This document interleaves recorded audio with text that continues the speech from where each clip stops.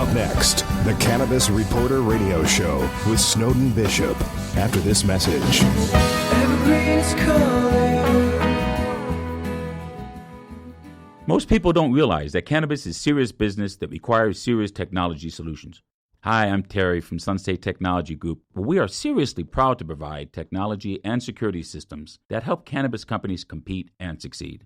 From planning and expansion to hardware and daily IT support, I'm here to tell you that having the right technology is critical to security and smooth business operations. Partner with a technology team that understands the unique needs of this industry. For details, visit sunstatetech.com/cannabis. sunstatetech.com/cannabis. And now, it's time for the Cannabis Reporter Radio Show with Snowden Bishop. Listen in as Snowden interviews cannabis industry pioneers, marijuana experts, policymakers, medical practitioners, patients, and other amazing individuals with compelling stories to share. It all happens right now. Here's the Cannabis Reporter, Snowden Bishop. Hi, and welcome back to the Cannabis Reporter Radio Show. I'm Snowden Bishop. Thank you for joining me. If you were with us last year, you might recall an interview with attorney Tom Dean about the Rodney Jones case, which had devastating implications for Arizona's medical marijuana program. In case you missed it, let me bring you up to speed. Rodney Jones was a card-carrying medical marijuana patient who was arrested in 2013 after a traffic stop when officers found him in possession of hashish, a cannabis derivative he had purchased legally at a licensed dispensary.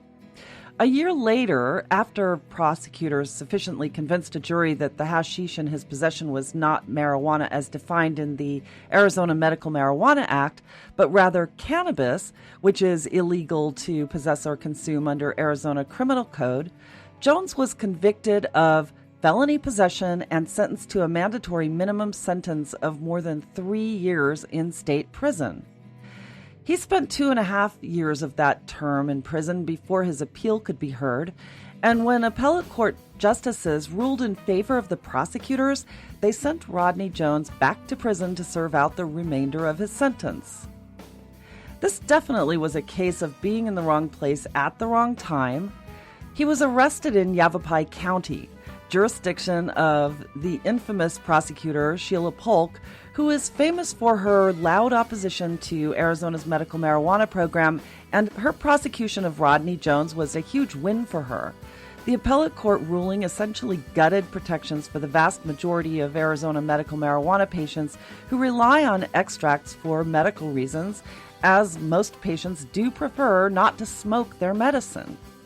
So despite the obvious voter intent of the measure, by interpreting the Medical Marijuana Act's definition of marijuana to include only dried smokable leaves, all tinctures, resins, vape products, edibles, and topicals containing extract were rendered illegal for patients to use. That changed last week with a resounding win in the Arizona Supreme Court, which reversed the appellate denial and exonerated Rodney Jones. This ruling determined that cannabis extracts and resins would now be deemed legal for qualified patients to possess and consume. That's the topic of today's show, and I'm very excited to say that the attorneys who were intimately involved in the Supreme Court case for Jones are here to discuss it. Rob Mandel is a seasoned appellate and trial court litigation lawyer and founding partner at Mandel Young, where he specializes in high-stakes commercial, constitutional, and public law disputes. He was the lead attorney arguing on behalf of Rodney Jones at the Arizona Supreme Court hearing. Attorney Gary Smith, also a member of the legal team, is a partner at Smith Sachs Kuzmich, where he specializes in cannabis law, and he also happens to be the president of the Arizona Cannabis Bar Association. Rob and Gary, I'm so glad that you're here to talk about this. I've been very excited to interview you about the Jones case, and I'm glad that we could finally do it. So thanks for being here. Oh, it's absolutely our pleasure. And thank you, by the way, for being patient. I know you were wanting to get us on an interview during the pendency of the case, and we kept putting you off because the case was still pending, so we appreciate your patience as well. Well, you know what? I've already covered this on a couple of different interviews with a couple of different attorneys because I've just found it so astonishing that a card-carrying medical marijuana patient was arrested for carrying drugs that he purchased legally in a dispensary. I mean, that just goes so far beyond what seems normal to me. And how is Rodney doing right now? Well, this is Robert speaking, and what I can say is that Rodney is in really good spirits as a result of the decision, and I think he's really looking forward to getting his life back because he has had to endure not only the 2.5 years in county jail and then in the state prison, but he's thereafter had to serve 2.5 years of probation and live with 2 felony convictions on his record arising out of this case. And that can be paralyzing for somebody who is looking for a job and wanting to advance their life. Well, absolutely. And by the way, congratulations on an incredible win. Well, thank you. Our objective was to help a person in need. We didn't realize we were going to be making history, but we'll take it. We're delighted by the result. I can only imagine. And Robert, you were actually arguing the case in front of the Supreme Court in Arizona. Is that correct? I did, yes. Yeah. And did you also represent Rodney through the appellate court? No, Rodney had another attorney representing him at the Court of Appeals level, as well as a couple attorneys, not at the same time, at the trial court level. And it wasn't until the decision came down at the Court of Appeals that efforts were undertaken to find an attorney with appellate experience who could muster the time and energy needed to bring a case to the Arizona Supreme Court. And that's quite a process, I understand. How hard was it to convince them to actually hear the case? That's hard to say because, of course, you're never in the room with the justices as they're deliberating about whether to take a case. So you have to look to things like statistics in order to answer questions like that. And without digging too deep in the weeds, I think it's safe to say that the statistics show that the Supreme Court takes very, very few cases, and in the criminal sphere, even fewer. So the chances of having a decision by the Court of Appeals accepted for review by the Supreme Court is excruciatingly small. And this is Gary. I think also there was a little bit of what I'll call political weirdness that took place early on in the case relative to which state agency was actually going to assume responsibility for the appeal. The petition to the Supreme Court obviously originated with Rob Mandel filing a petition on Rodney's behalf, and then the case was taken up first by the Arizona Attorney General's office, who along the path during the course of the petition handed it back to the Yavapai County Attorney's office. And I think it's probably appropriate to actually give a little hat nod and an acknowledgement to the Arizona Attorney General's office for a couple of things in that process, inclusive of which were that the Attorney General initially opposed the petition, but then reversed course and actually filed a withdrawal of that opposition, indicating to the Supreme Court that even the Attorney General's office believed that this merited review, and they expressly asked that it be reviewed. That was tremendous. And again, I want to acknowledge the Attorney General's office for doing that. Additionally, on my part of the case, I represented one of the amici parties, Will Humble, who's the former director of the Department of Health Services. And true with every amici party, you either need to get permission from all the litigants in the core case, or you need the Supreme Court to grant you the right to participate. And here again, the Attorney General very graciously consented to Director Humble's appearance, and thus we entered an appearance and briefed Director Humble's issues. So in case you're wondering, Gary mentioned the word amici, and what an amici is it's a Latin phrase. The phrase is actually amicus curiae, which means friend of the court. And so in this case, there were several friends of the court that filed briefs in support of the legal arguments that we were making on behalf of Rodney. You read my mind, because I was about to say that there were a number of rather prominent attorneys who wrote amicus briefs to the court. So thank you for clarifying that. And I mean, how active, Gary, was the Arizona Cannabis Bar Association? There's really nothing that the Bar Association did or does in that regard. Each amicus party or amici party independently does their own briefing. In my instance, I did a brief for Will Humble. The Cannabis Bar Association itself, though, didn't appear in the case. It was really just me in my separate professional capacity. Reason being, the Cannabis Bar Association is formed to be an educational group, not a political advocacy group. And we talked about it amongst the board members of the Cannabis Bar Association.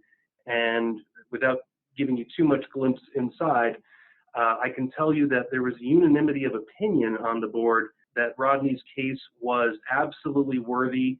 And there was unanimity of opinion that the Court of Appeals' decision was the wrong one and it needed to be reviewed. But we did all ultimately agree that the Bar Association had to stay neutral, because that is its core function, is to remain neutral and just offer public education. Right. So that's interesting. And with all bar associations, I mean, they really do have to stay rather impartial. Yeah, absolutely. Yeah. But I mean, but the work that... I'll flesh that out a little bit more, Snowden, if I can. Yeah. The Cannabis Bar Association is open to any attorney in good standing in Arizona.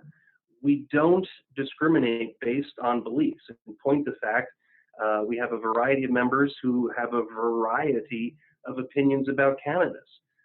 Some folks stick to the position that it should be strictly medical. Some of our other folks think it should be open to recreational. Other folks think it should just be sort of a libertarian free-for-all. And I would be surprised, but I certainly welcome, we might have folks amongst us who are openly anti-cannabis. We don't discriminate. We welcome all voices because we use the association as a bridge to help facilitate communication between those camps. Right. And how cooperative was the Yavapai County prosecutor's office in this appeal? I mean, I'm saying that sort of tongue in cheek because I know how bitterly against cannabis that office happens to be. Some people in the office. Well, yeah, one in particular that I can think of. There you go. Yeah. Snowden, this is Rob. Once you're at the Supreme Court level, there really is very little interaction between the opponents in terms of the proceeding itself. There are deadlines set.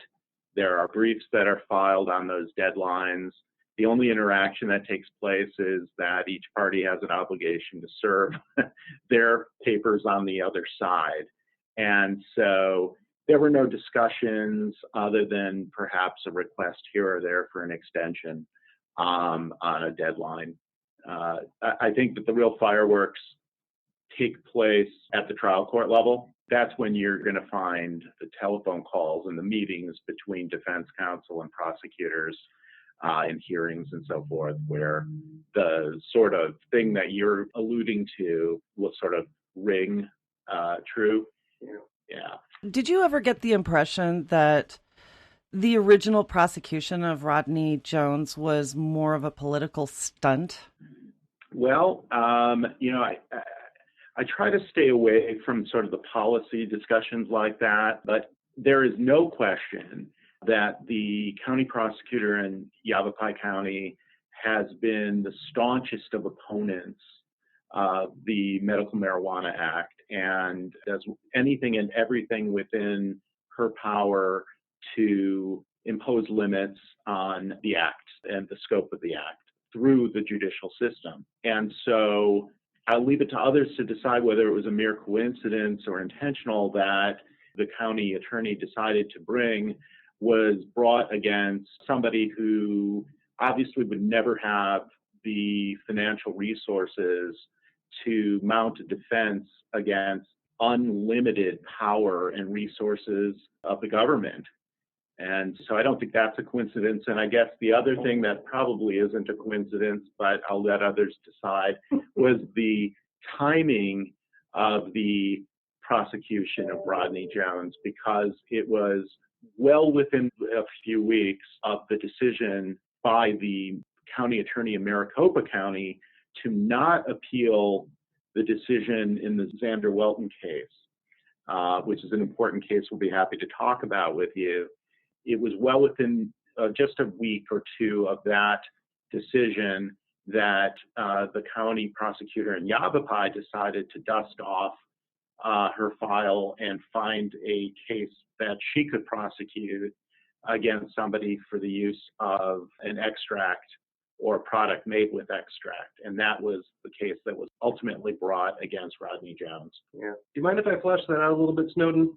No, please do. So what Rob is alluding to, and he's trying to be so delicate and be nice to the Yavapai County Attorney's Office, I don't feel like I have to be that nice because I don't directly represent Rodney. But I'll try to be nice. I'll try to be nice anyway. Thank you. What Rob is alluding to is the year that Rodney got originally arrested is not the year he got charged. There's a year between the date he got arrested and the date Rodney actually got charged.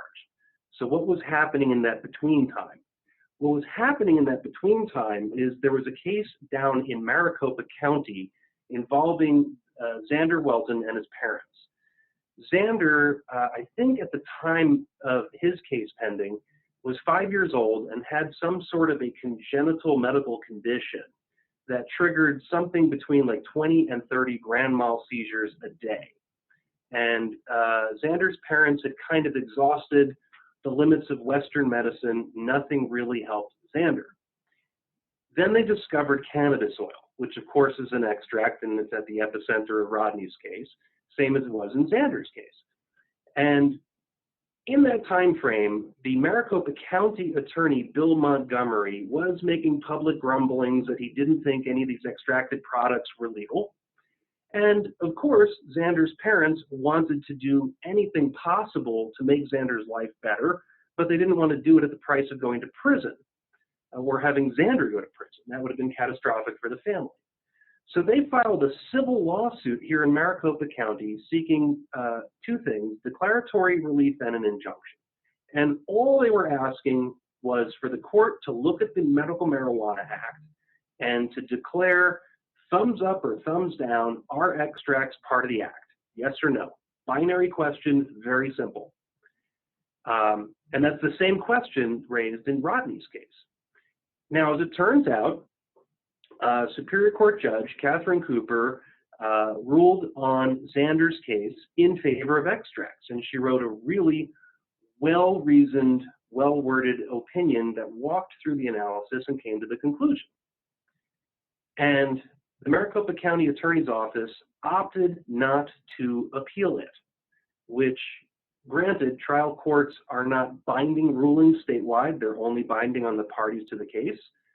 But the appearance was that the matter was settled, the question was done, everybody was happy with the outcome, except for the Yavapai County Attorney's Office, who, had they chosen to, could actually have taken up the appellate rights in Xander's case and fought it. Instead of doing that, they wanted to start over with a fresh, I want to use the word victim, but that's not fair, a fresh charge against a fresh party. So rather than beat up on the poor, sick 5-year-old, they selected Rodney. And all too coincidental, within mere days of the appeals time running on Xander Welton's case, the Yavapai County Attorney's Office formally charged Rodney. Now, what makes this kind of sickening is the fact that, again, Xander's case was available to the Yavapai County Attorney's Office. They could have appealed the same question in that case, where literally no one was threatened with jail. It was a civil lawsuit that asked the same question. There would have been no penalty or punishment to anybody, no matter which way that case ended. But instead, the Yavapai County Attorney's Office chose, as it turned out, to wrongly charge an innocent man. And they put him through hell, and Rodney sat in jail for 2.5 years when he never had to. None of this ever had to happen. It really just makes my blood boil to hear that. And I didn't realize that detail, so thank you for clarifying it. I was aware of the Welton case as it happened. And, I just chalked it up to the fact that there was a much nicer prosecutorial body in Maricopa County when it came to the medical marijuana law here in Arizona. But yeah, then you're right on that, Snowden. And to that point, I probably should say something nice about Bill Montgomery, too, who's the Maricopa County attorney. For people who know, Bill Montgomery is usually vociferously anti-marijuana. But in the Xander Welton case, he took a shot at the arguments. The court told him he was wrong. And to his credit, he accepted that and didn't try to press it forward. He certainly could have as well, but he didn't. So I wanted to say something nice because it's deserved. Well, yeah, and Bill Montgomery has actually shown himself to be a lot more compassionate, a little more reasonable, I should say, when it comes to hearing these issues. And I think that he realizes, too, that the constituents in Maricopa County are going to be a lot more sympathetic to a case like that as well. And he wants to be sensitive to what they'd like, because that's an elected office, isn't it? Oh, absolutely, yes. Yeah. And you're right. He is strongly opinionated, but he's also well-educated. And that's to his credit. Right. And then when you look at Sheila Polk's office, and if you look at Sheila Polk, I should be fair to her office, she has been so outspoken on a political level, and I know you probably won't want to comment on this, but I'm a journalist and I can. She's accepted a lot of campaign dollars from people who are vehemently opposed to the medical marijuana law here. And also... you're talking about the $500,000 she took from INSIS? Oh, or yeah. Really, to be fair, an organization she is affiliated with. I should not say that Sheila took that money. She did not. Well, it's well documented that INSIS has been actively supporting the PACs that are against the cannabis laws just about everywhere, I think. And there's no secret in that. And also, there's no secret that Sheila Polk has also accepted monies from the alcohol industry, which at first was quite opposed to this as well. Mm-hmm. But her op-eds have been telling and unreasonable. And the other thing, too, Rodney Jones definitely was going to be a lot less sympathetic. And your word victim, I think he was victimized terribly in all of this, but he was definitely a less sympathetic character in her eyes than a 5-year-old with, seizures or... The optics on it are totally distinct. I mean, who wants to be perceived as beating up on a terribly ill 5-year-old? I mean, nobody wins that PR battle, ever. And Xander, by the way, did pass away, ultimately. Yeah, that was quite sad. I was grieving for his family when I learned about that. But well, and to that point, his mother did appear as an amici in this case as well. So she also deserves an acknowledgement. That's really great to hear. And there was also a case in Pinal County, if I'm not mistaken, that was very similar to both of these issues. And court actually found in his favor, but it wasn't necessarily about the extracts. Do you know what I'm talking about? And is this something you can elaborate on or not? I have heard of probably 1 to 2 dozen other people being charged for possession of extracts. And by people, I mean AMA patients specifically. But from what we have been told, and Rob and I are kind of plugged into various networks in the marijuana community here, what we were told is that the prosecuting agencies and police agencies were kind of just sitting on those files, waiting to see what the Supreme Court would do. So as of Tuesday morning, there are probably 2 dozen people who woke up that morning not knowing they dodged a huge bullet. Yeah. Life for them could have been drastically different come Wednesday morning.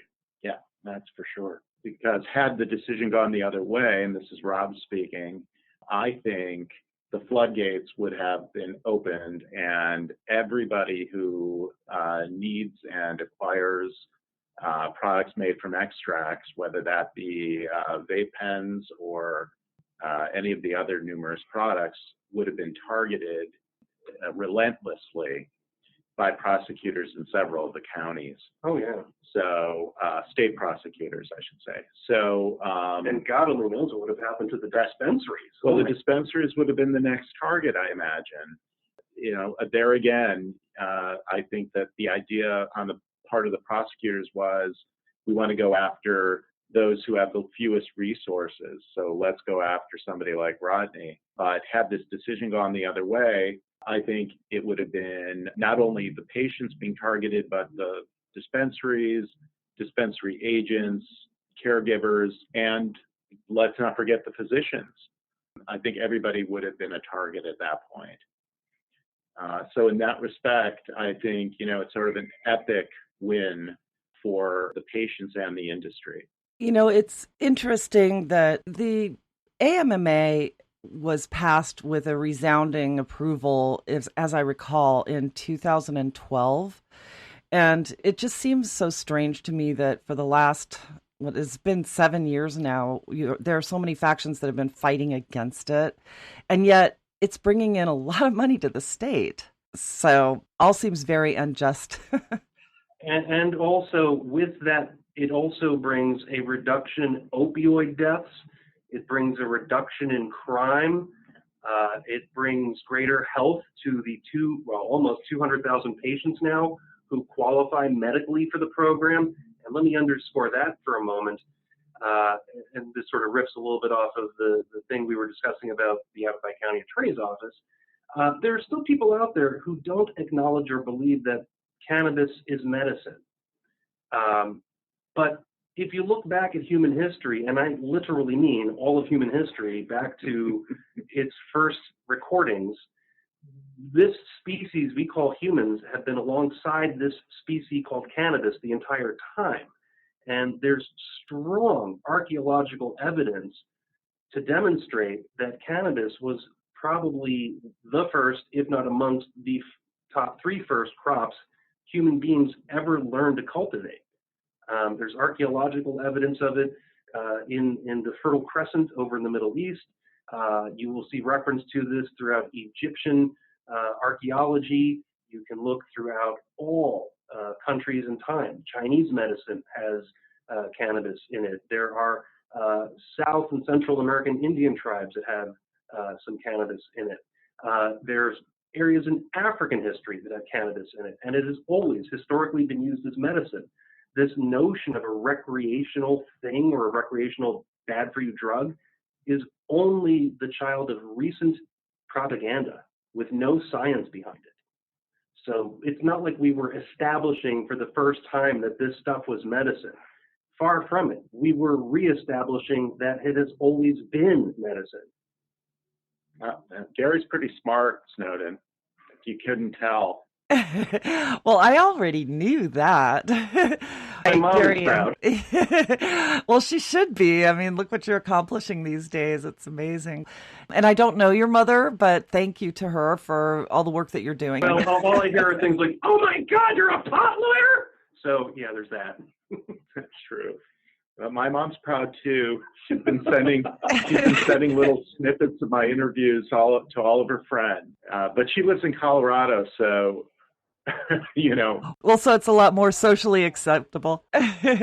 Yeah, about 4 or 5 weeks ago, I actually did an episode on that very topic. You know, in case anybody wants to check it out on the cannabisreporter.com, it's called New Wisdom About Ancient Cannabis Informs Modern Medicine.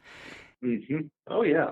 Right. It's absolutely true. But, you know, I mean, think of all of the public policy issues that are hot today, in which one side, because they're so obsessed with their position, is willing to completely ignore the evidence and the facts, you know, and this is just one of several. I mean, we saw it in the briefing in this case where assertions were being made totally out of the blue, almost like you were watching the movie Reefer Madness, with citations to documents, to research that doesn't exist, and to research that doesn't say what the briefing said it said, if that makes sense. Yeah, it does make sense. All of which had to be thoroughly debunked in this case by several of the amicus groups, and of course by myself in the briefing we did for Rodney. And I think that, collectively, we were successful in educating the justices about the evidence that, contradicts these wild assertions and that demonstrates the therapeutic and palliative benefits that the medicines of the plant offer to so many people. The Arizona state legislature, which never agrees on anything, voted almost unanimously to pass a hemp bill. And it was vetoed by Governor Ducey.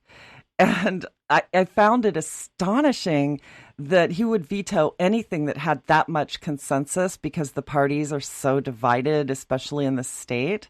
So it was really interesting, and it was really quite heartening. They're finally opening up that market here because hemp has been used throughout history for everything. And, oil changed the face of our earth, literally. And had it not been for the discovery of, that black gold in the ground, hemp would have been our main resource for everything from biofuel to plastics and composites. So, you're absolutely right, Snowden. Most people don't know this, but Henry Ford wanted his vehicles to operate off of hemp-derived biodiesels. He lost the argument because the pressures of the oil industrialists were too great. But contemplate what geopolitics would look like today had Henry Ford won that argument. You right. wouldn't have even a fraction of the miasma that is the Middle East, and also we probably wouldn't even have the phrase climate change in popular vocabulary. Yeah, you're absolutely right about that. Critical and massive. Yeah, it's really sad. And also, if it hadn't been for the petrochemical industry or for Anslinger or for Randolph Hearst, who had these forests that he wanted to chop down in the Carolinas. And his good friend DuPont had the chemical to mulch it into paper, and he wouldn't have to pay the hemp farmers anymore. It's quite sad. Oh, yeah. And hat tip to that as well is the deep racism that is behind the anti-cannabis movement. You talk about Hearst's forests in the Carolinas. Never mind those. He had massive timber holdings in Mexico, and they were seized by the Mexican government, which in turn set Hearst loose on the United States with a wave of propaganda in his newspapers that was anti-Mexican. Wow. And associated cannabis with Mexicans. And this is, in fact, where the popular word marijuana comes from. Most folks don't realize it's a slang word. It's a negative word. It's a derogatory word. Yeah. And it got propagandized courtesy of Hearst, which in part is why, we mentioned the Arizona Cannabis Bar Association earlier. I'm one of the founding directors. We intentionally chose to call it the Cannabis Bar Association, not the Marijuana Bar Association, because we wanted to take the word back. We didn't want to use the slang, derogatory, racist-laden word in this new age of enlightenment. What he said. Yeah. I have to tell you, I consider myself pretty well read on cannabis history and all things cannabis. I'm obsessed with it, actually. And I have to say thank you so much. You just educated me on something that I did not realize, and a light bulb went off. I've covered the Reefer Madness campaign ad nauseum on this show. I talk about it a lot because you're right. It started the racism, but I had no idea why they were targeting the Mexican farm workers.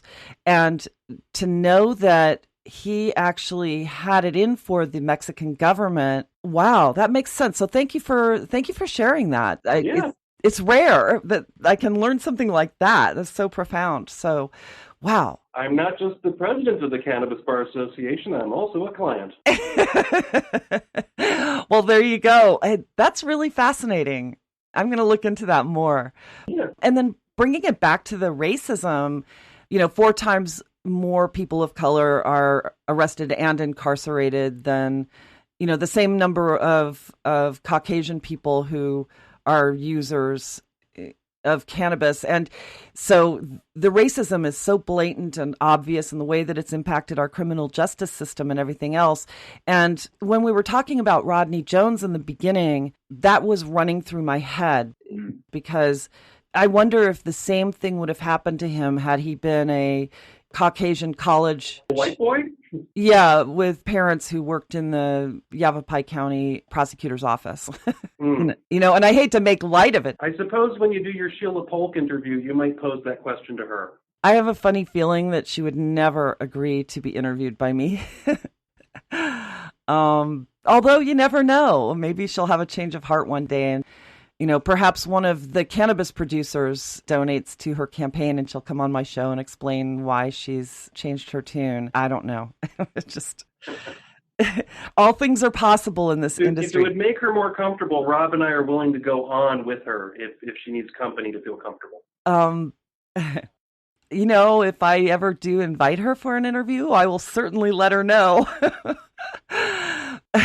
But in all seriousness, though, I believe in my heart that racism did play a role in the Rodney Jones case, although maybe not overtly.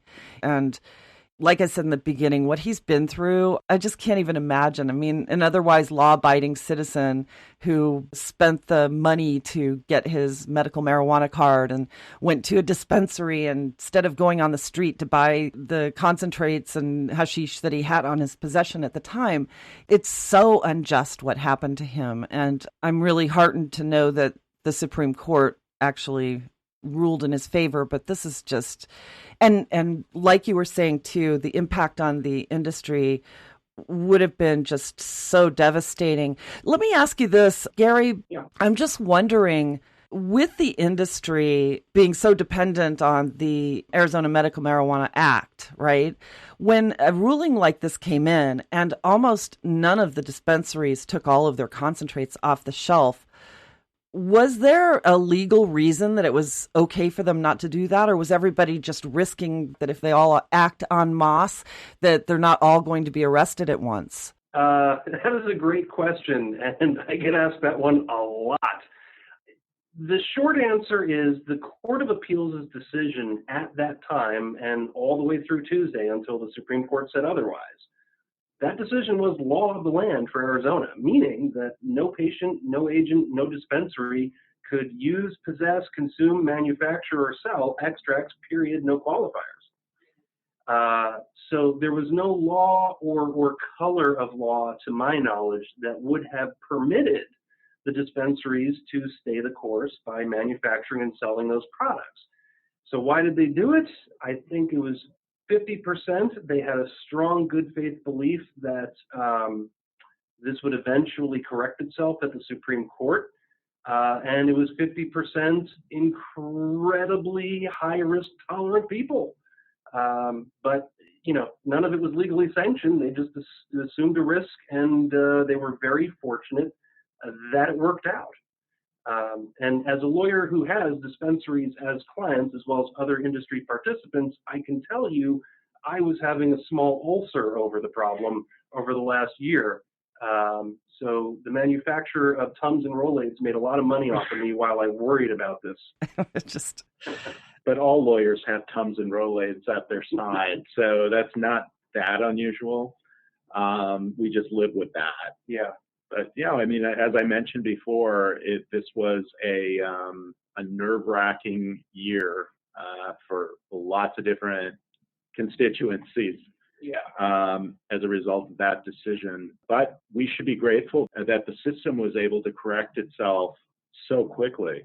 The oral argument was less than a year after that decision came down, and the decision from the Supreme Court was less than a year. That's pretty quick justice in today's judicial system. That's a quick turnaround. And so I think we're all very fortunate. Yeah, and it's also worth pointing out, we got a unanimous decision from the Supreme Court. There wasn't a single justice who disagreed. That's right. That's actually pretty impressive that it was unanimous. And, this reminds me also around a little bit after that appellate court decision came out was when the FDA started making noises about the fact that CBD had been signed a numerical code in Schedule 1 the year before. It obviously was a coincidence because they have nothing to do with this, but in California, the Department of Health and Human Services actually banned hemp CBD as a food additive because of the noises being made by the FDA. And I found that really interesting, that the timing of that appellate court decision sort of empowered or emboldened the FDA to jump on their new authority under the Farm Act, which was passed at the end of 2018, legalizing hemp nationwide. And suddenly there was this letter. So now in a similar situation, almost everyone is still selling their CBD throughout the country. A lot of people can get it online, and a lot of people can get it mailed from state to state. And yet the FDA has stated in no uncertain terms that they're operating illegally, that the transfer of any hemp-derived CBD between states is a violation of federal law. And we're hoping that the States Act or one of the other pieces of legislation at the federal level will kind of correct this, because, I mean, seriously, I can understand them not approving of labeling claims. And I mean, people who sell vitamin C go through the same thing. But if they're really concerned about the molecule CBD because of the approval of a drug that contains CBD, then they should also remove echinacea and chocolate from the shelves of every grocery store, because they contain the molecule CBD as well. Right. Yeah, it's complicated as hell, Snowden, and you have correctly identified the second source of my ulcer. Thank you. Yeah, this whole CBD question mark is the next undiscovered country in this crazy world we call marijuana land. And you're right, the Farm Bill from 2018 gave us nationally legal hemp, but in turn didn't solve any of the CBD questions. That's going to have to rest in part with the FDA and in part with Congress. If Congress doesn't enact any new laws to address this at all, it's definitely going to fall to the Food and Drug Administration's regulatory oversight and control. The FDA has already made it crystal clear, because they've issued written letters to this effect, that if you're making any sort of health claim or infusing CBD into any edible product, be it for human or animals, you're absolutely subject to FDA oversight and approval. And that is going to be an ongoing problem. Now, some folks are responding to this by just selling CBD isolate and not saying anything about it other than this is a bottle of CBD isolate. That might be the temporary solution, but it's not a long-term solution. Yeah, and I also happen to know of one specific raid on a general store that happened to sell CBD-infused pet treats, and they had some candy bars. There were no claims on the label. They raided it. They took all the pet food and they took all of the chocolate bars and left the store owner going, but wait, I just paid for all of that. Yeah, if they had not put it inside of food products, they might possibly have avoided that moment. And for the sake of your listeners, because I know people get emotionally very polarized about the question of these products, we all have to remember there was a point in U.S. history where there were no regulations whatsoever. And these are the days of the proverbial snake oil salesman selling what was mostly alcohol in mislabeled bottles off of the back of a wagon to a group of townsfolk who would just wander over and listen to this guy spew his lies and take their money. And oftentimes the products that people purchased either didn't do what they claimed to do, or worse, were toxic and lethal. So I don't suspect anybody wants to go back to that time. It was a miserable time to live in. And, like when people talk about, make America great again, and they want to go back in history. I mean, you want to go back to that? Have at it, buddy. Leave everybody else here where we are. So to that extent, yeah, I know we all have a warm, fuzzy spot in our hearts for anything cannabis, but we do have to acknowledge that it does definitely fall within this same group of things that people consume and affects their bodies. And I think that there's probably a reasonable balance point between safe regulation that mandates things like manufacturers not lie about the products, maybe have manufacturers, if they're going to do testing, report those results, or maybe even require testing. Speaking of, we do have a new testing bill in Arizona for marijuana, and it passed. But this is going to all unfold in front of our very eyes over the next few years. I surmise we first have to cycle through the current presidential administration and get on the other side of it. But I think once we're there, this is all going to come to a fore, and a solution that is sensible and reasonable will emerge from it. I think you're right about that. And yeah, I look forward to that day, to be honest. It's pretty frustrating. I was just in Washington, D.C. for the first cannabis caucus to be held at the U.S. Capitol building, and had an opportunity to speak with a lot of the Congress people who are supporting some of these bills. And there seems to be some pretty heavyweight support for this. And when you consider that a lot of very, very conservative people are now on board with the cannabis movement, like, for instance, the former Speaker of the House, John Boehner, is now in the cannabis industry himself and advocating for it, along with all of the rest of us who would really like to see this movement succeed.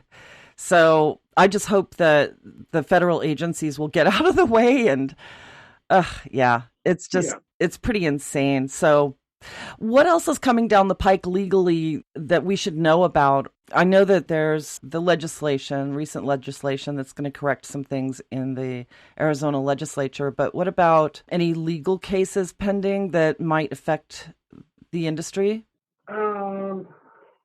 Industry-wide. Rob, what do you think? Right now, the only case I've heard that might be percolating up is one that involves whether an individual patient, whether the immunity that the Act provides for the manufacture of medical marijuana products extends to the patient, him or herself, such that, making something at home, for example, is whether the question is whether that would be immune. I think that this decision actually answers that question, the Jones decision. I think the court makes it very clear by going to the definition of medical use and pointing out the term manufacture, that patients, caregivers, and all other participants of the industry can manufacture products made with extract. So, but I can see that issue percolating up, and I've heard through the grapevine that it might do so pretty soon. And we won the dispensary brownie rights. Now we have to win the home brownie rights. Right. But we're ready. I welcome the next challenging cannabis case that needs to go up on appeal, because one of the nice byproducts of handling a case where you have to absorb yourself in an entirely new industry and entirely new subject matter is that you become an expert in it. And so we're totally ready for the next one. And that's a good point, too, about the home remedies, because there are a number of patients who like to just prepare their own tinctures. Of course, and indeed, every patient is preparing their own extract, because at the end of the day, you're extracting the resin by smoking it, you're extracting the resin by employing any of the other methods that are used to create these products. You're always extracting the resin. And if you're not extracting the resin, you're not consuming the medicinal component of the plant. So you're kind of wasting your time. And so it's sort of an absurd distinction. And that's what the voters intended this act to do, was to bring the medicine to the patients without their having to fear state criminal prosecution. So it seems to me like the answer to these questions is very clear. The act immunizes it. Yeah, or it should. And the prosecutors should realize that. Voter intent is so important, and that's why it was so counterintuitive that Rodney Jones lost his appeal. It made no sense to me. Yeah. Another thing, Snowden, that might come to the fore in the next year or two, if you read the Medical Marijuana Act statutes, there's a prohibition against public smoking. So I can't be sitting on a public bus and just light up a joint. But the word smoke is what literally appears in the text of the statute. What about vaping? That's technically not smoke. It's definitionally not smoke. But nobody yet that I'm aware of has been arrested, tried, and convicted for vaping in public. But I rather suspect we're going to see that case come up in the next 12 months. I wouldn't be shocked.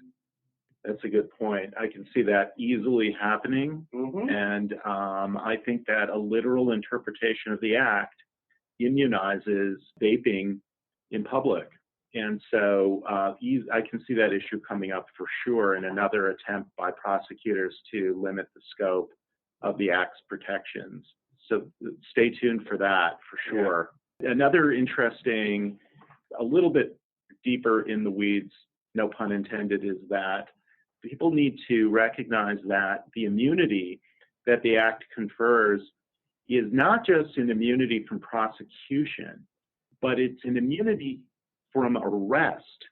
And so indeed, what this act really means is that somebody who has a medical marijuana card, I'm speaking just to the patients at this point, cannot even be arrested. And that is not something I believe the police or the prosecutors are actually honoring in the act itself. And I can see a case arising about whether or not the arrest of a patient in and of itself is a violation of the act. That's what I'd like to handle, because I think that you have to take the act by its plain terms, and it clearly does not merely immunize prosecution and incarceration. It also immunizes you from an arrest. I think that's a very important point that will come up soon.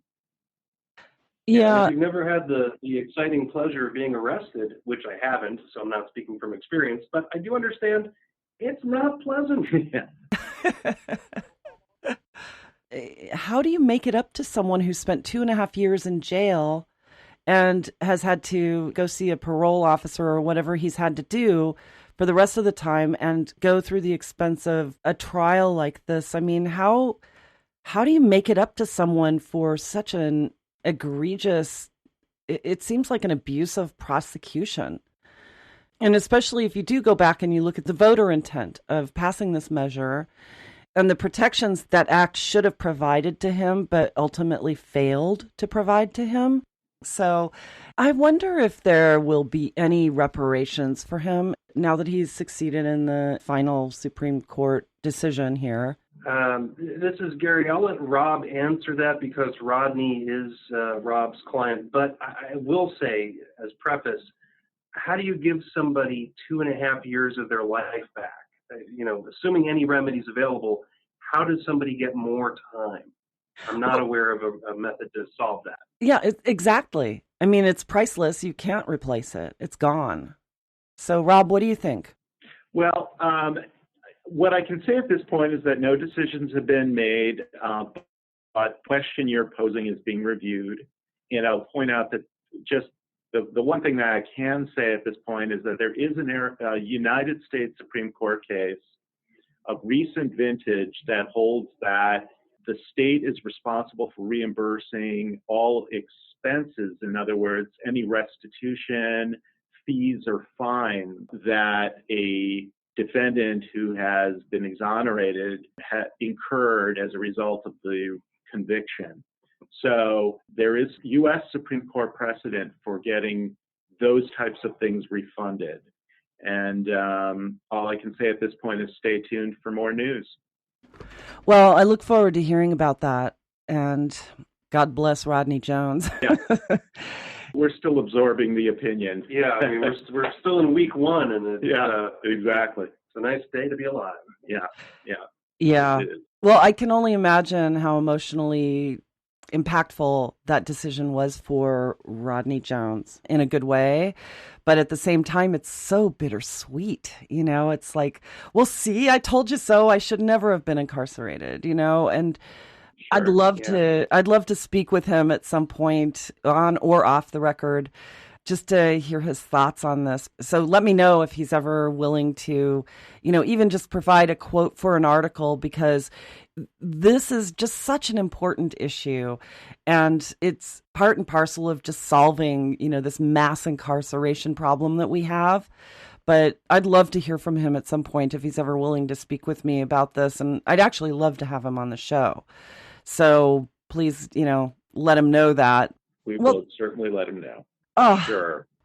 So I'm getting a signal that we need to start wrapping this up, but is there anything else that either of you would like to let our audiences know? Rob, let's start with you. All I want to say really is I want to extend a huge thank you to the community for all of the support of our efforts to obtain justice for Rodney. I mean, everybody in all segments of the industry have been so supportive, as well as, of course, the patient population. So we're just delighted we were able to do something good for Arizona and for those who need these medicines. We're there for you if you need us. Well, thank you for that. It was absolutely a sweet victory. And yeah, Gary, what do you think? Yeah. Absolutely. So my parting thoughts are this. It's not often in a lawyer's career that we get to take on cases that impact huge populations. In this instance, this case affected literally every Arizonan, whether or not you were participating in AMA. That doesn't happen a lot. So I feel really lucky and blessed to have had the opportunity to be on the case and to do some public good. So that's just a nice shot in the arm for my own little ego. Lessons I hope people take away from this. One, don't forget that Rodney Jones sat in a jail for 2.5 years for a crime he never committed. I know that message gets lost a lot, and it irks me to no end. Rodney genuinely suffered. He shouldn't have been in that position, and it wasn't his fault. So I hope everybody remembers Rodney. That's point number one. Point number two is the Supreme Court taught everybody an important civics lesson in this case, and I hope that doesn't get lost on the population either. The Supreme Court took to heart quite seriously the notions of justice that go behind not merely the charge in Rodney's case, but more importantly, the will of the voters, because the Medical Marijuana Act exists by virtue of a proposition. It was Proposition 203. This didn't originate in our legislature. And the Supreme Court could have, done something other than what they did. But they ruled appropriately, and their opinion tells us quite clearly they looked very hard at what did the voters ask for when they voted for this, because they're entitled to get what they voted for. And the Supreme Court held that. And that's critical. And of course, that leads to my final and third point, which is this. The ability to enjoy or participate in any aspect of medical marijuana right now isn't born by virtue of any rights that you can go to the U.S. Constitution and pull out and point at, although you should. And oh, by the way, the Constitution is printed on hemp paper. These are privileges that come to us by virtue of our enactment of our own statutes. We're a nation that is designed and built upon a sense of self-regulation. We don't have kings, we don't have monarchs, we don't have despots. We're a people that rule ourselves. And we have to be open-minded and willing to listen and be smart about how we establish policy and what the reasons are behind it and how we effectuate it. And we have an opportunity staring us in the face to open up a whole new generation to a whole new way of thinking in a much better way that's kinder to one another, that's gentler to one another, and embraces all the things that make the United States great. Very good points. Yeah, very good points. It's really interesting. If people haven't read the Constitution, actually, the repeal of prohibition, Amendment 21, actually made it a right to consume alcohol. And I often wonder if a repeal of prohibition isn't necessary in Congress, and it's something that I'd like to push for eventually. And if there ever is a constitutional convention, I think that this is an issue that should be addressed. And it's a plant. We have the right to consume vitamin C, so why shouldn't we have the right to consume another molecule that's absolutely harmless? And okay, maybe it inebriates people, but so does alcohol, and alcohol is a boatload more dangerous than cannabis ever will be. So, of course, there's good cause for it. Yeah. Well, I am really grateful to both of you for sharing your insights. This has been a great conversation, and I'd love to have you both back on at some point. Congratulations again on your incredible victory. I'm very grateful for what you've done for him, because it represents what is possible for all patients who can now sort of breathe a sigh of relief that this history may not repeat itself for them. So it's really great news on all fronts. So thank you both so much. Thank you for having us on your show today. Yeah, you're absolutely welcome, Snowden. And we agree. We hope there's never another Rodney, but if there is, Rob and I are here, ready, willing, and able to help. Well, thank you for that. Thanks so much. When or if you want us again, just let me know. I will, absolutely. Well, again, thank you both. Okay, well, it is time to bring yet another show to a close. Once again, I'd like to personally thank my guests, Rob Mandel and Gary Smith, for sharing their insights and knowledge with us today. If you'd like to learn more about the work that they're doing, please visit us online at thecannabisreporter.com. Click podcast to find today's episode, and that's where you'll find their bios along with links to their websites. We have so many people to thank. First and foremost, I'd like to express our gratitude to our radio partners, Sunstate Technology and Canosphere Biotech. We certainly couldn't be doing this without you. I'd also like to thank my production team here at the Cannabis Reporter Radio Show and our programming directors at XRQK Radio Network and Society Bites Radio for broadcasting our show. And last but not least, thanks to all of you for listening. I'm Snowden Bishop, inviting you to join me again next week, same time, same place, for another episode of the Cannabis Reporter Radio Show. Until we meet again, be safe, stay informed, share what you've learned, and make it a great day. Evergreen is calling. Evergreen is calling. Evergreen is calling. When you think of chips relative to cannabis, microchips may not come to mind. Hi, I'm Terry from Sunstate Technology Group, here to tell you that our chips help cannabis companies compete and succeed. From planning and expansion to hardware and daily IT support, Sunstate proudly serves the technology needs of the cannabis industry. You know that having the right technology is critical to security and smooth business operations. Partner with a technology team that understands the unique needs of this industry. For details, visit sunstatetech.com/cannabis.